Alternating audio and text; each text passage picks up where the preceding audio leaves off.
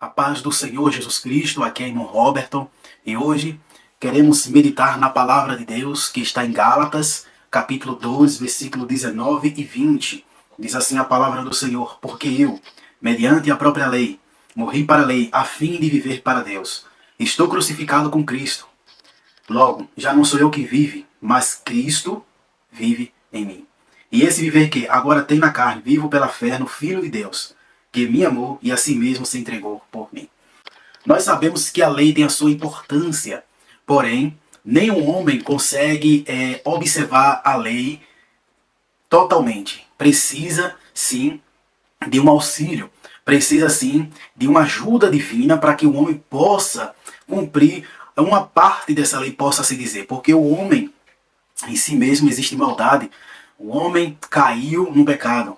Então, mesmo com a ajuda divina, ele não consegue 100% cumprir a lei, parte dela. Então, o que acontece? Jesus Cristo veio satisfazer a vontade de Deus em nosso lugar. Sabemos que o homem pecou contra um Deus eterno. Para que esse perdão fosse concedido pelo Deus Pai, tinha que ter um sacrifício eterno. E esse sacrifício eterno só poderia ser feito por Jesus Cristo, porque Ele é eterno. Mas também quem pecou foi o homem.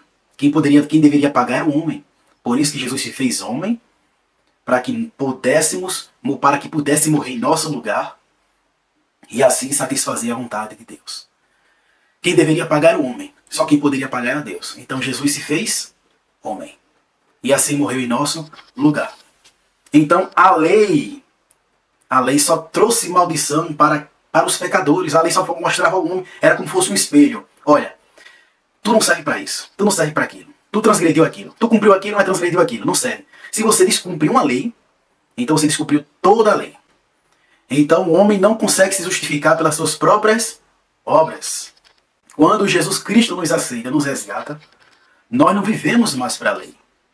Quando eu falo da lei, é a lei cerimonial, os sábados, luas novas, cerimônias, etc. Não precisamos mais guardar isso, porque Cristo já fez isso por nós. Então, uma das causas, uma das características de um crente salvo é que não precisa cumprir mais os mandamentos da lei. Não precisa mais guardar o que a lei manda. Não precisa cumprir as tradições. A única lei que ficou foi a lei moral, os mandamentos. São leis aquelas que transgridem o caráter do homem, do seu próximo e de Deus, principalmente. Não cobiçarás, não matarás, não roubarás. É idolatria, mentira. Essas leis, os 10 mandamentos e algumas ramificações desses mandamentos foi que ficaram no Novo Testamento, porque ela transgride o caráter humano. Ela vai de contra a santidade de Deus. Se a gente levar isso para o dia a dia, eu não oro para ser salvo, mas todo salvo ora. Eu não preciso fazer alguma coisa para ser salvo. Mas todo salvo faz, ele tem frutos, ele gera frutos para o reino de Deus. Então a pessoa justificada, irmãos, é aquela pessoa que não cumpre as tradições da lei, as tradições judaicas. Tradições essas que são costumes, festas, luas novas, lavagem de mãos, não precisa mais cumprir isso. Um verdadeiro justificado, ele anda em espírito. Em Gálatas 5, 16, 23 diz que aquele que é salvo, aquele que foi gerado por Deus, ele anda em espírito e não cumpre as concupiscências da carne. Todo salvo, como diz em Gálatas, capítulo 6, versículo 1 ao 5, anda em comunidade. Se aquele que não anda em comunhão é um cristão em casa, não sabe viver em comunhão, não sabe repartir o pão, não sabe comunicar os dons, dividir os dons entre os irmãos, essa pessoa não é salva. A pessoa salva em Cristo Jesus, ela anda em comunhão. Então, nós estamos mortos para a lei, estamos vivos para Cristo, porque Cristo já cumpriu a lei.